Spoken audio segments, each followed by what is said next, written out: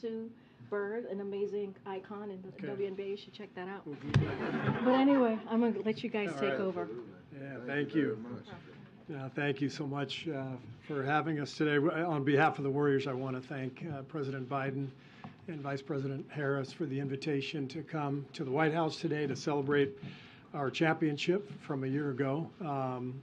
It's a great reminder of how lucky we are to be Americans, to live in a country where we can chase our dreams and enjoy the fruits of our labor and the celebration of all those around us. And to come here today with members of the organization to celebrate is really something special. It was also very fulfilling for me just a little while ago to take part in a roundtable on gun violence and gun safety with some senior White House staffers, along with Clay Thompson and Moses Moody. Over the last hour or so, we learned a lot about what this administration is doing to help create a safer environment in our country, something that's very close to my heart, and it's wonderful for me to learn a lot more than I knew. So coming in today is it's a great day on many fronts. So thanks for the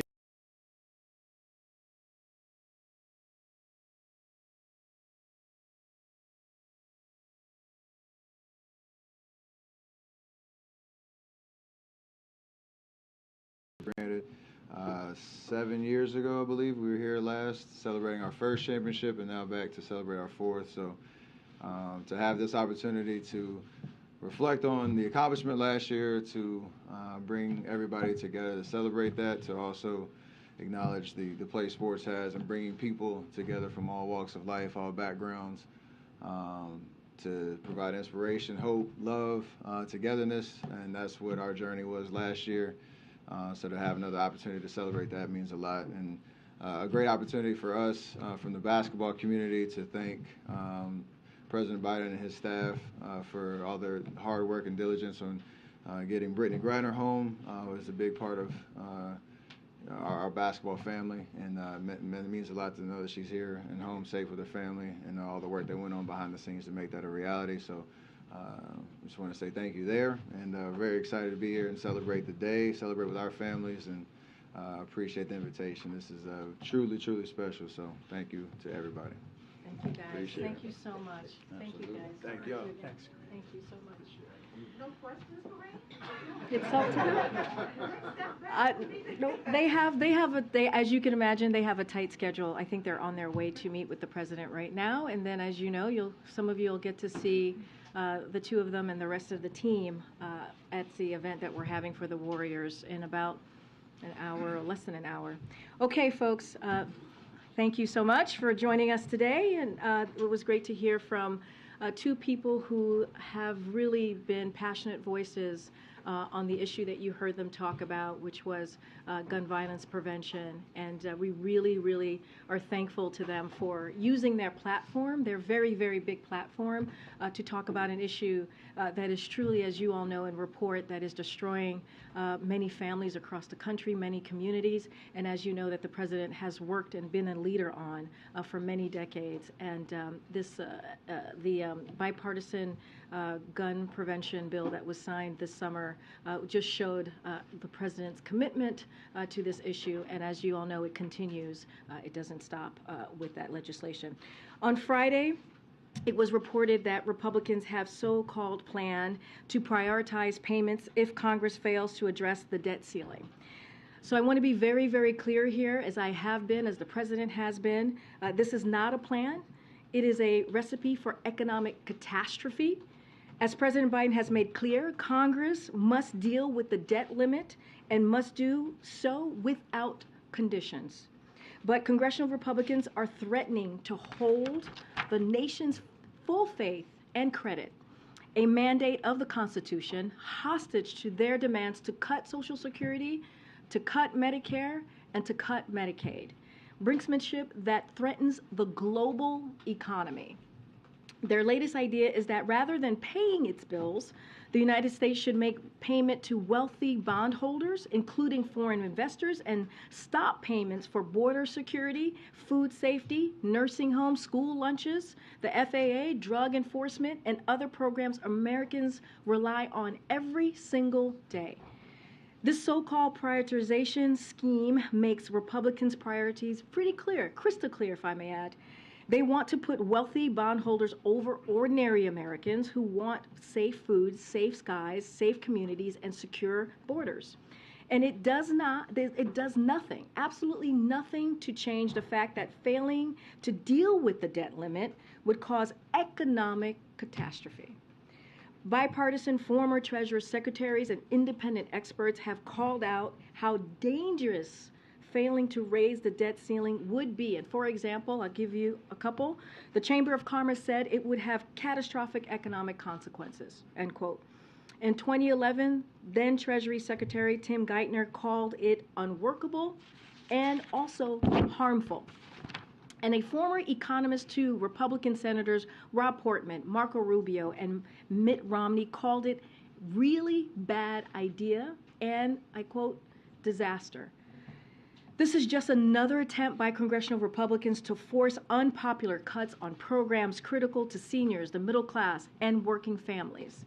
Congress needs to act and do so swiftly.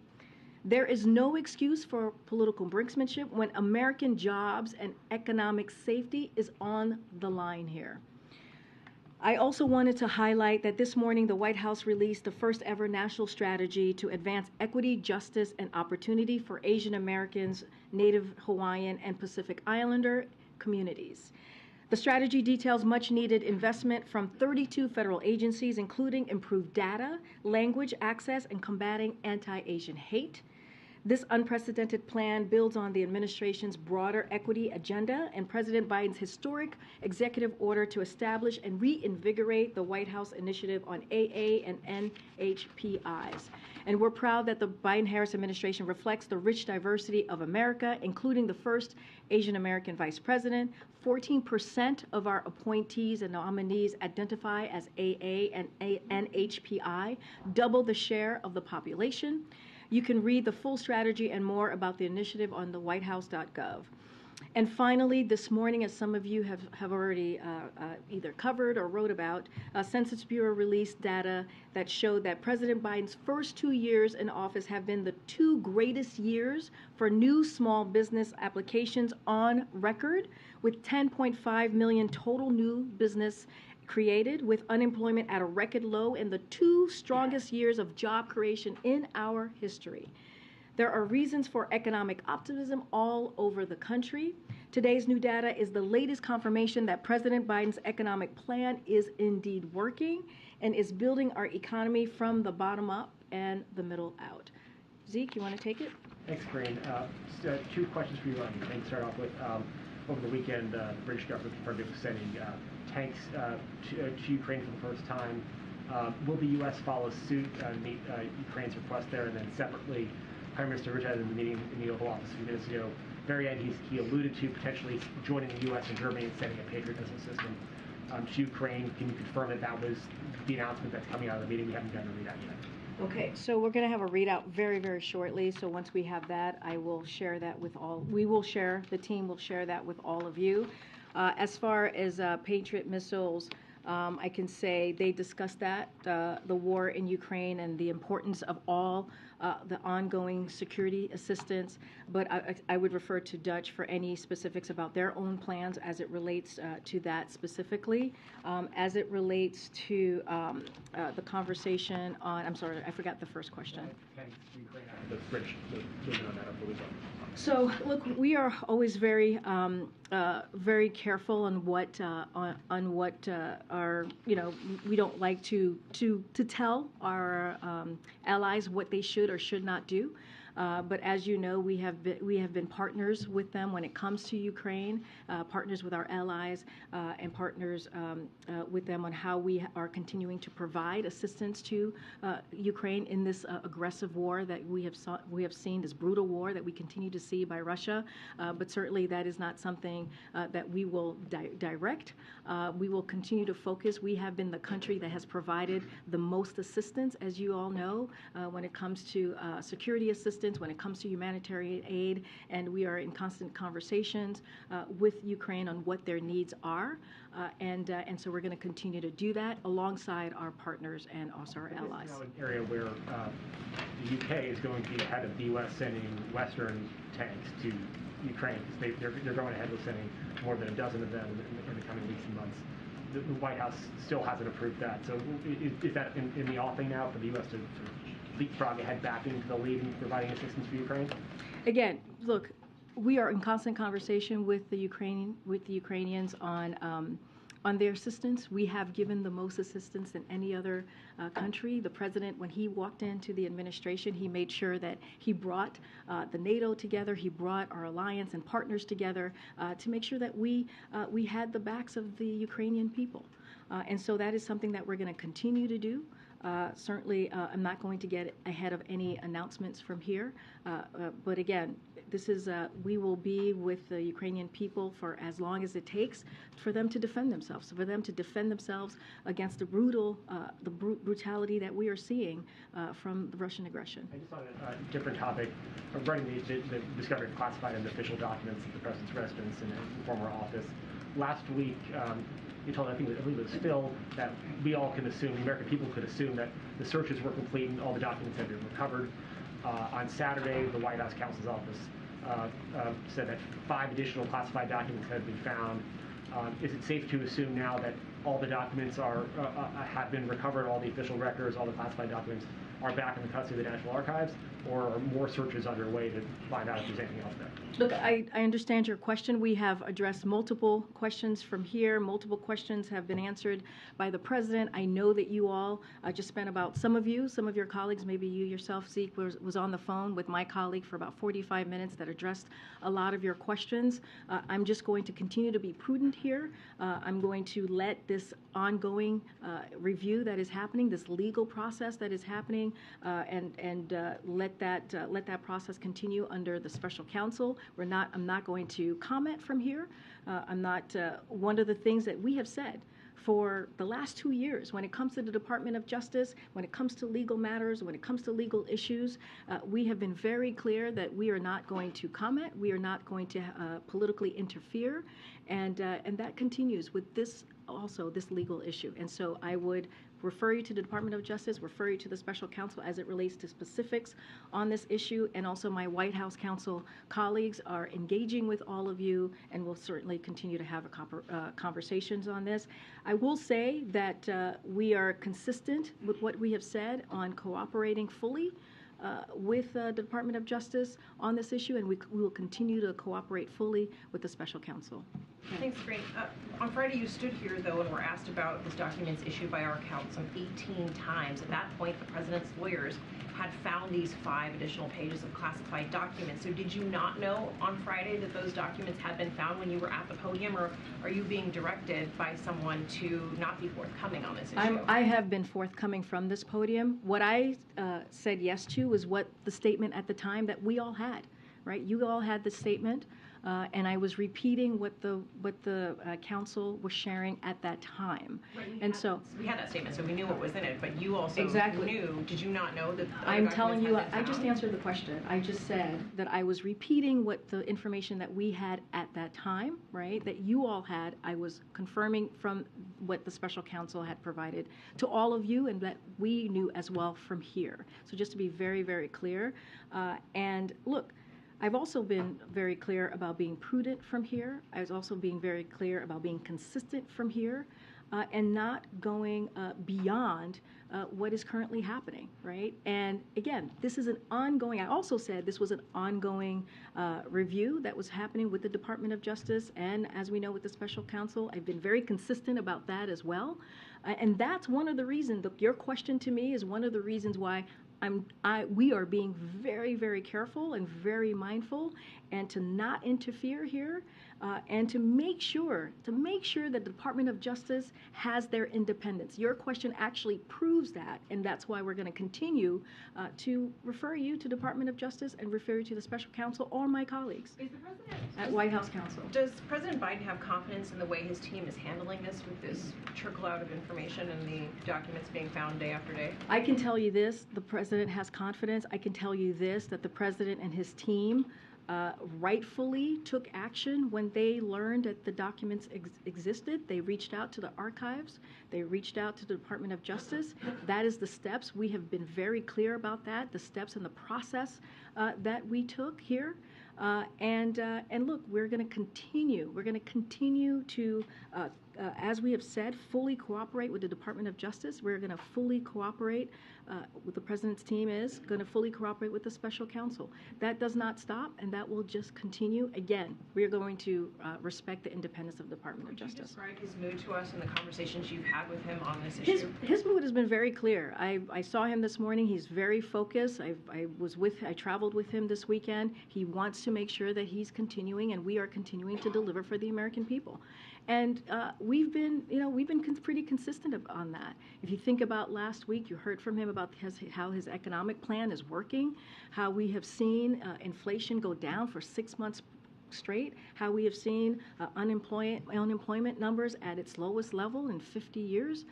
That matters. That is also the things that this country, the people in this country, are also very, very concerned about and want to hear what this president is doing every day. That's his focus, and that's what he's going to continue to talk about. Go ahead, Steve. What's the White House reaction to the news in Dnipro where the Russians bombed an apartment building and killed dozens of civilians?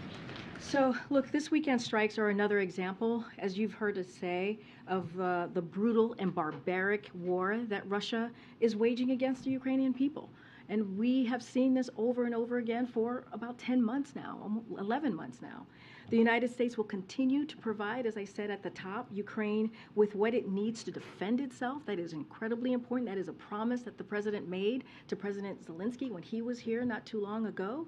And that's including air defense system. Along with our allies and partners, as I just said, we will continue our work to hold Russians forces accountable for the atrocities that they've caused and also the war crimes. But one of the things that we continue to see Russia do is that they underestimate the strength and the courage and the resolve of the Ukrainian people, and they will be proven wrong again in their latest attempts. And the debt ceiling is supposed to reach its ceiling on Thursday. How do you see this debt ceiling fight playing out? What's your strategy for getting an agreement? So look, we have been very clear on this, and I said it at the top, I said it on Friday, and I'll say it today, so has the president. This should not be political brinksmanship. We should be dealing with the debt ceiling without conditions. It is important. We're not going to work our way around this. We're not going to negotiate on this. This is the basic duties of Congress, is to deal with this issue. And let's not forget, in the last administration, they, meaning Democrats and Republicans, were able to deal with the debt limit 3 times. So this is something that needs to be done, that should be done, and we call on Congress to act. Lastly, is the president going to sit down with Republicans and talk about this? Again, this is something that should be done without conditions. We have been very, very clear about that. We are not going to be negotiating over the debt ceiling, but I'll say this more broadly. At the start of the new Congress, and I actually spoke about this last week, we're reaching out to all members in both parties to build relationships and establish points of contact. That is something that the Office of Leg Affairs has done for the past couple of weeks. But, you know, this has been done, when you talk about the debt ceiling, it has been done in a bipartisan way, and there should be bipartisan cooperation to address this. It should not be a political football. This should not be a political football, and we should do it without conditions. Go ahead, Phil, and I'll come to the back. The president and his team had a pretty clear strategy, list of goals heading into this year. Is there any concern that that may be kind of overtaken by what's been happening over the course of the last week with the investigation? I mean, I just talked about last week what we saw about with the economic plan. We saw the CPI data, and it's showing that inflation is indeed going down because of the president's economic policy.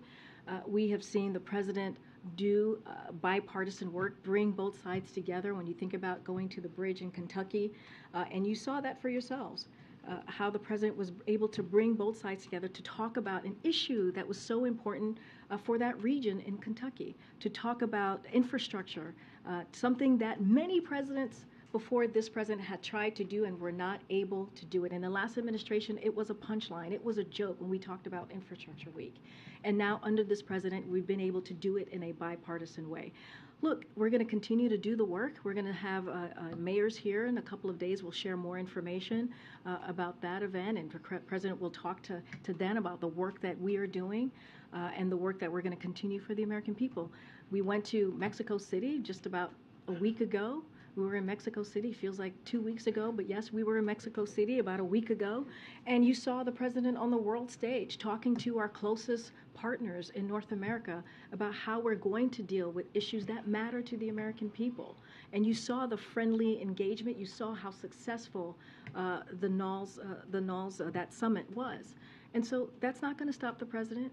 He is very much focused on what are we going to do to lower cost? What are we going to do to continue to lower costs? What are we going to do to continue to deliver for the American people? And let me add, too, what Republicans are putting forward. House Republicans, the extreme members of the House, the MAGA Republicans, are talking about raising taxes for middle-class Americans. They're talking about giving a tax break for the wealthiest among us. That's what they want to do. They're talking about attacking women's rights to choose. That's what they want to put forward. And the president is going to speak against that as well and try to make sure that we deliver for the American people. We can do both. We assume the president weighed in on the issue a couple of times last week, but given the limitations, given what you've talked about from the podium, that we shouldn't expect the president to give his thoughts or opinions on the ongoing investigation. It is, and you just said, it's an ongoing matter, right? This is an ongoing legal process that's happening currently. And we are going to continue what we've been doing for the last 2 years, which is when it comes to the Department of Justice, when it comes to legal issues, we will not comment. We are going to be prudent from here. We are not going to politically interfere, because one of the things that the president was very clear during the campaign and has been for the last 2 years is that we want to give back the independence that the Department of Justice has. Go ahead, Peter, and then I'll come to that. Just to follow up, if I can, very quickly on this. The White House says Republicans are faking outrage on this issue. Why shouldn't Americans be outraged about classified documents being found in a garage? Look, and I think I've been very clear about this. We have answered questions on this at this podium. You've heard, as Phil was saying, twice from the president talk about this. He said that he didn't know, right? He said that he was surprised, and he said that he takes classified information and documents very, very seriously. We heard directly from the president on this issue. Now, anything else, anything beyond that, we're just not going to talk about. There's an investigation going on. There's a legal process here, as we've been very, very clear about. I will let the White House counsel talk about any specific details about that, but we're going to be prudent here and make sure that we are not interfering in this process. I guess that's why I'm asking, though, because you've said that you don't want to interfere here and be prudent about the process, but the White House did post a statement saying that Republicans are faking outrage. So to that point, why shouldn't Americans be upset about documents found in a garage? That's for the American people to decide, right? That is for you all, or I'm sure going to talk to many folks out there and have this conversation. But what we do know, right, what we do know from polling that we have seen over and over again, from your coverage, from what we hear, what the president goes out and talks to the American people, they also care about the economy. Right? They also care about what is the president doing to lower costs, which is why he took historic action in making sure that gas prices went down at the gas pump. And we saw that happen by more than $1.70. And that's the work that the president's going to focus on. You think about the Inflation Reduction Act. That's going to lower prescription drug costs, lower medical costs, right? When you think about that, lower energy costs. So that's going to be our focus here. We know that's what the American people truly care about as well, and it is very important for them that we do that work. I'm going to try and go to the back. Go ahead. Yes, Thank sir. you, Karine. Just back on the tanks. It seems that everybody's talking about tanks the last few days. In Europe, there's been a bunch of countries saying they either want to give tanks or people should give tanks, and then the Germans are being, on the fence about it. Everyone's talking about it. Nothing's actually happening, apart from the Brits, who of course are not part of the European Union. The president's positioned himself as the leader of this whole alliance, pretty much, right? Is this a moment when he feels maybe he should step in as the leader and either, cajole, well, you probably wouldn't want to use that word, but talk to the Germans, or go with the U.S. tanks, the Abrams? Is something going to happen in shortly? Because this feels like a bit of a boiling point. So a couple of things here, and the president's view hasn't changed, and I kind of said it when I was answering Zeke's question, which is he believes that it's up to each country to make their own sovereign decisions here on what types of security assistance and what kinds of equipment they're able to provide Ukraine as Ukraine defends itself against Russia's brutal aggression. For instance, we welcome Germany's recent announcement that they will send infantry fighting vehicles and Patriot missiles battery system to Ukraine. We also support the decision by the UK, as I was asked over the weekend, to send Challenger tanks to Ukraine. We welcome that. We have seen incredible solidarity by nations around the world to support Ukraine. And also, I know that Secretary Austin is hosting another meeting of the Ukraine Contact Group, which is happening just this Friday, this week. And we look forward to further discussions on how this broad coalition of allies and partners can continue to support Ukraine as Russia continues this brutal war and barbaric war against the Ukrainian people. But again, as I said at the top, it's up to each country to make their own decisions on this. No Abrams. Look, again, when it comes to these types of security assistance decision, it is up to each country to make that decision, and we leave it to them. Very quick one on documents, if you don't mind. Given these documents have shown up in very personal spaces, we all know that the president loves his Delaware home. It's an extremely personal space for him. Is he physically joining in the search of these things, rummaging around, these boxes in the garage and wherever else? I mean, literally. Are you listening to the question that you're asking me? Serious, look, it's a serious I matter. mean, where are these documents? It's a serious okay, matter. Is look, he taking look, part in searching for his own documents? Look, I'm going to be very consistent here. I am going to be very clear here, as I have been for the past couple of days, almost a week now, dealing with this. We are going to, any specific questions that you have about this issue, I would refer you to my colleagues at the White House counsel's office who spent almost an hour taking these questions from all of you, many of your colleagues. I'm going to let you ask that question to the White House counsel's office. And anything else specific to this, I refer you to Department of Justice. I refer you to special counsel. Again. Thanks, Karine. On Monday, in regards to police shootings, the president said, I think I did the only thing I can do. Is it the opinion of the White House that there will be no more progress on the issue of police reform going forward, that there's just nothing more to do? Look, the president has been very clear in asking Congress to take action. He has taken executive action. I'm sure you've covered a lot of the actions that he's taken in the past 2 years, and he believes it's now in the hands of Congress to take action, and it is important to do just that. And I will leave it there. One more. Stephen Curry, up on a first-name basis now, apparently. I know, buddies. You guys are, but they don't even let me call them Stephen Curry. He mentioned the freeing of Brittany Griner, but does the White House have any comment on the detention of Siamak Namazi, who's in Iran and on hunger strike, and sent a letter to the president? So we received the letter, and our thoughts are with Namazi and his family. We remain committed to securing his freedom, and the U.S. government is continuing to work to bring him home, along with U.S. citizens who are wrongfully detained in Iran, including Imad Shagri and Murad Tabaz. Iran's use of wrongful detention as political leverage is outrageous. The U.S. Will always stand for our citizens overseas. We've been very clear about that and committed, and you've seen the president take action, and you've heard the president say that directly. One of our highest priorities is bringing all of our wrongfully detained citizens home safely as soon as possible and resolving the cases of missing and abducted U.S. citizens. So this will continue to be a priority for the American people, for the President.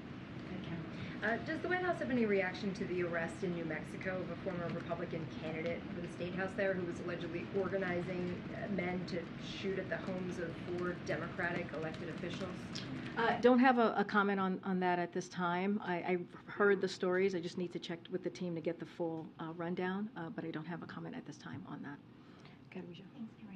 I want to follow up on Cecilia's question, and sorry if I missed it, but on Friday, did you or did you not know about the additional 5 pages? I literally just answered that question. But I missed it, so is it yes or no? Well, I mean, you're not too far sitting next to her, so I was very clear. I provided the information that you all had at the time, and I confirmed. No, I did not know. I'm saying I had the information. I actually said this to Cecilia. I had the information that you all had at the time, right? And so this is why I also said to Cecilia, this is why we are trying to be very prudent here, and we're trying to be very consistent and say this is an ongoing legal process, and this is why I say we're just not going to comment from here. That is a perfect example in Cecilia's question, and I was very clear about that.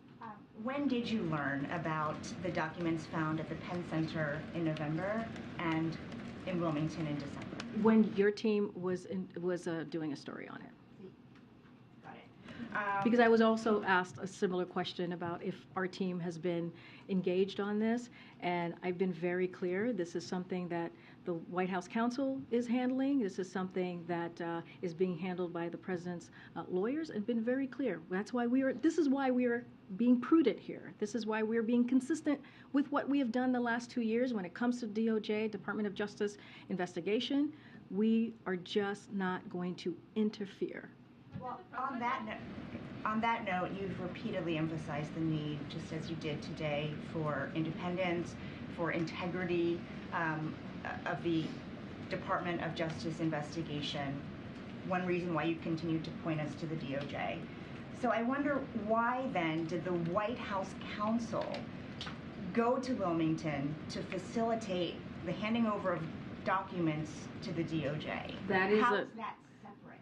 How is that separating the White House from the DOJ? And Weijia, I appreciate the questions. I know there's going to continue to be dozens more questions probably today, and I will say reach out to the White House counsel's office. That's one of the reasons my colleague was on the phone with many of you taking questions today, and I'm just going to leave it there. That is something for them to answer.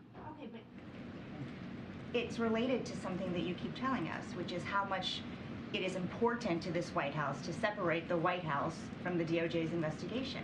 But the White House counsel was the one to go and facilitate the documents, to look for the documents. Again, they have been working very closely with the Department of Justice.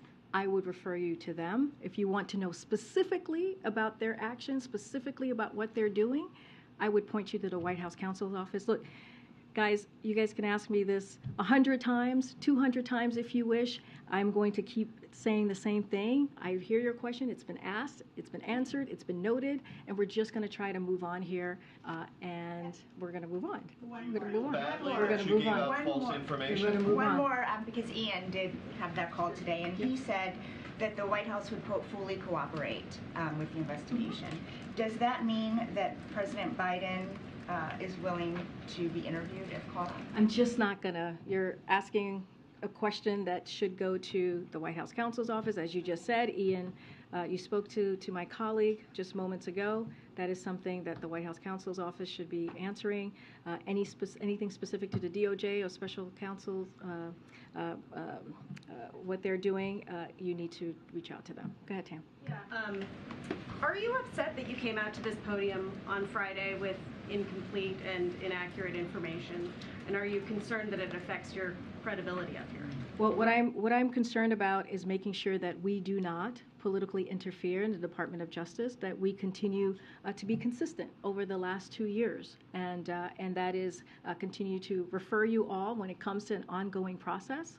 And I'll just leave it there. And let's not forget, there was actually a statement from the council's office that you all had at the same time as well. I'm just not going to go down any rabbit hole here. I'm going to be very consistent. I'm going to be very prudent.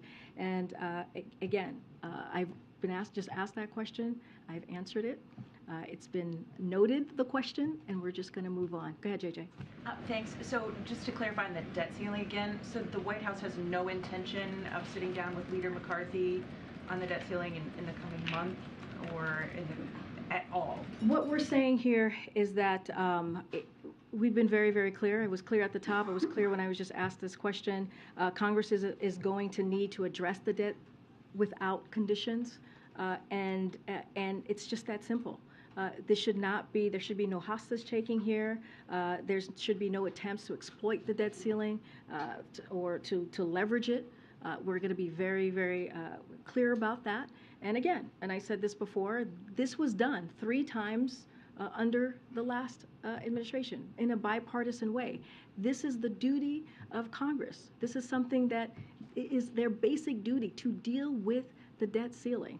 And so we're going to continue to be consistent here about that. And again, there should be this should not be used as a political football. So we can accurately report that the White House isn't doing any outreach to Republicans at this time? Well, I said just moments ago, one of the things that we did, and I laid this out pretty clearly when the new Congress started, we reached out to Republicans and Democrats alike to talk about who their point of contact is, to have that conversation, to figure out how we're going to work together.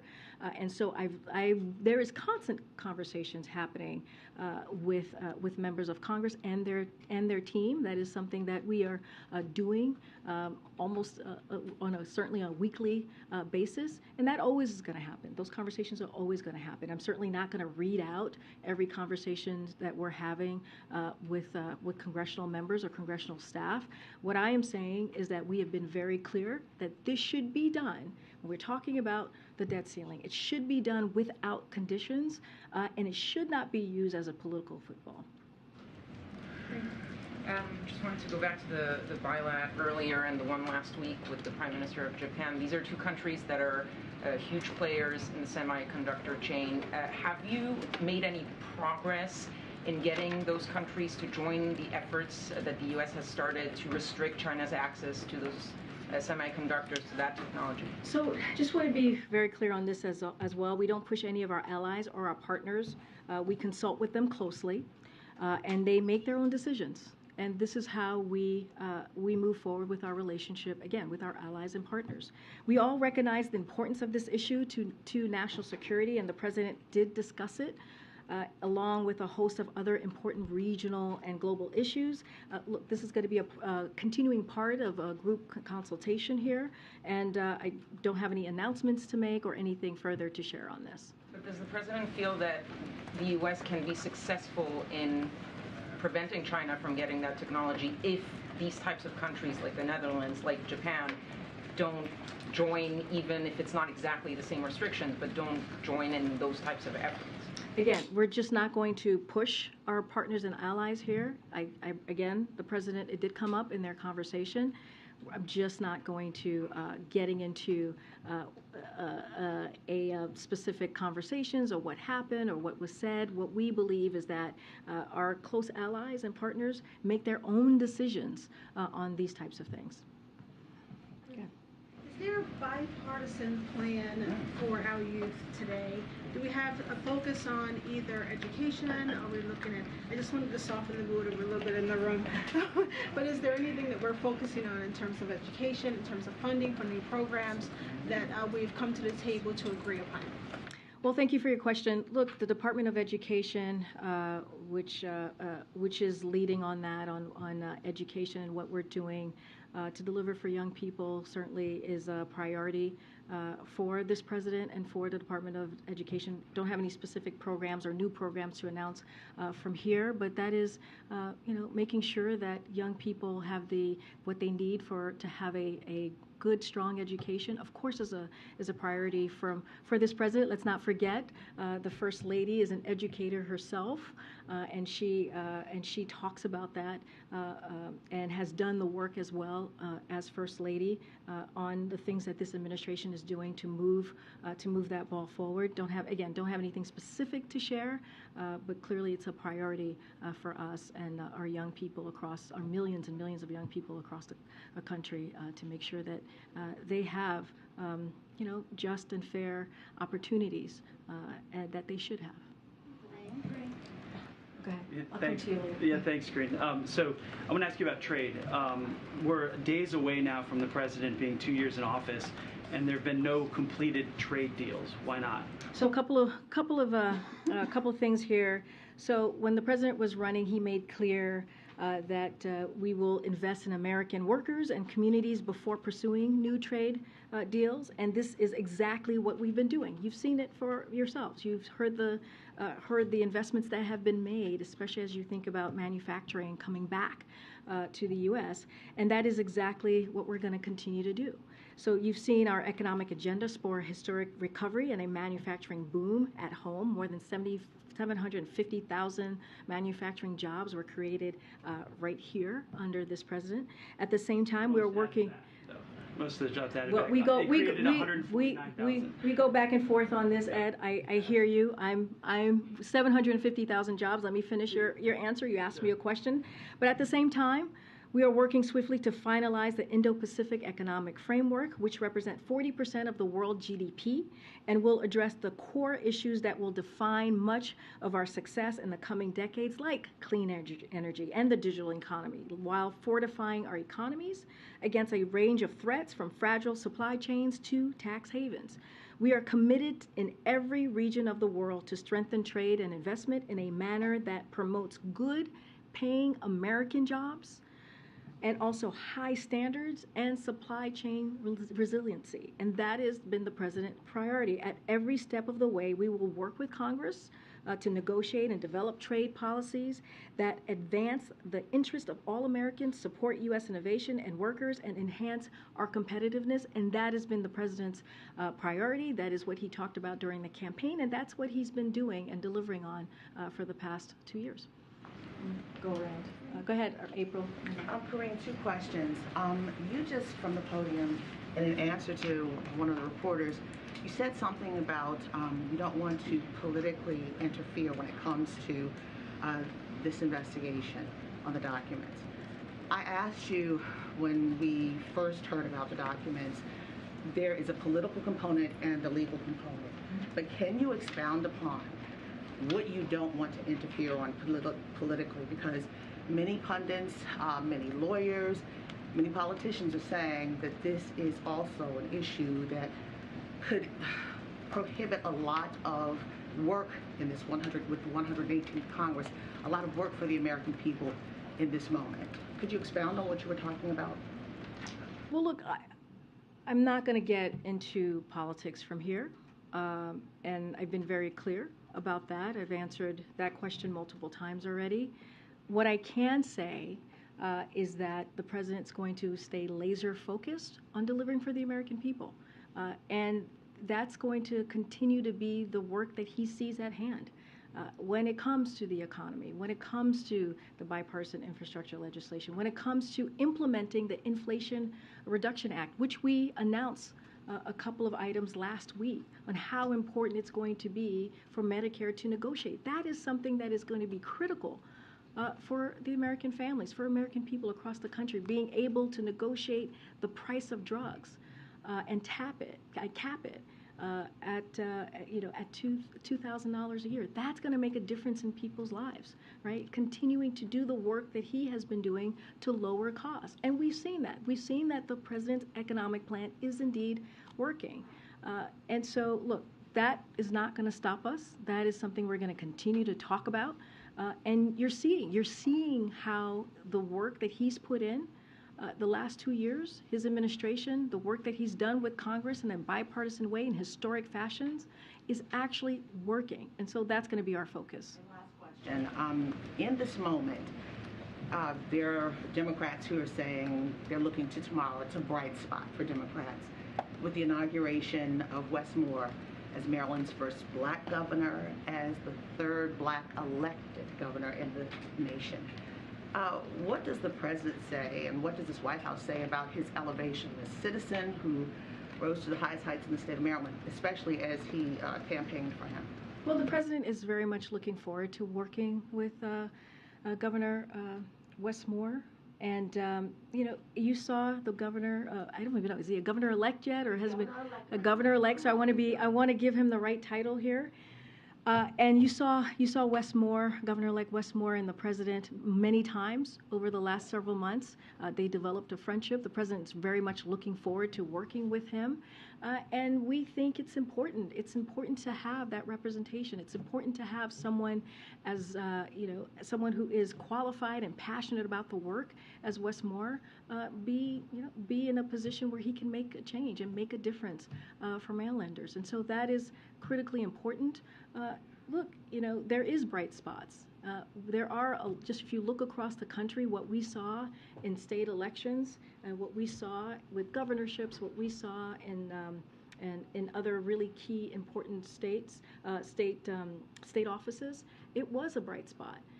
And let's not forget, one of the reasons that we saw that is because of the president's plan, the president's agenda, and what he was able to set forth for the midterms. Remember, everyone was talking about the red wave, and that didn't happen.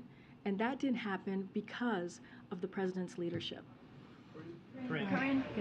Thank you, Karine. Just want to ask you about something you said last week. Last week you were pretty insistent that you believe that the president's attorneys did the right thing. Do you still believe that? Yes, they did the right thing when it comes to making sure that when the documents were found, they handed it over to the archivist, and it was handed over to Department of Justice. But again, Steve, I'm going to be very prudent here. I am going to be very consistent. It is an ongoing legal process. I'm not going to say more. But the reason I ask is that what we now know, the president's counsel statement, the president's personal lawyer statement, shed a bit more light on this, but they raise more questions. Namely, the first call that the president's personal attorneys made on November 2nd was not to the FBI that they had found what we now know were top secret documents out in the open. The first call was to officials here at this White House in the West Wing. How is that the right thing? Isn't that the right thing when you see if you're a lawyer and you don't have a security clearance and you see a classified document, shouldn't you call the Justice Department's National Security Office right away? Again, I'm going to refer you to the White House counsel's office. That is something for them to answer. That is a very specific question that they should answer, that they will engage on you on this, just like my colleague did for almost an hour and had this conversation with all of you. It was about a half hour, but let me widen out. Why is it the matter of this White House counsel to deal with documents from 2 administrations ago? We're not talking about presidential records from this White House. Why is this White House counsel involved in this matter at all? Again, this is something for the White House counsel to address. I am not going to address that from here. I will refer you to them, and I will refer you to the special counsel and anything that is specific to this particular issue. We're being pulled. Folks have to gather. Okay, folks have to gather. I'll see you guys tomorrow. You told me 6 times that turned out to be false. Are you sorry about that? I'll see you tomorrow. Come talk to me. I'll see you tomorrow.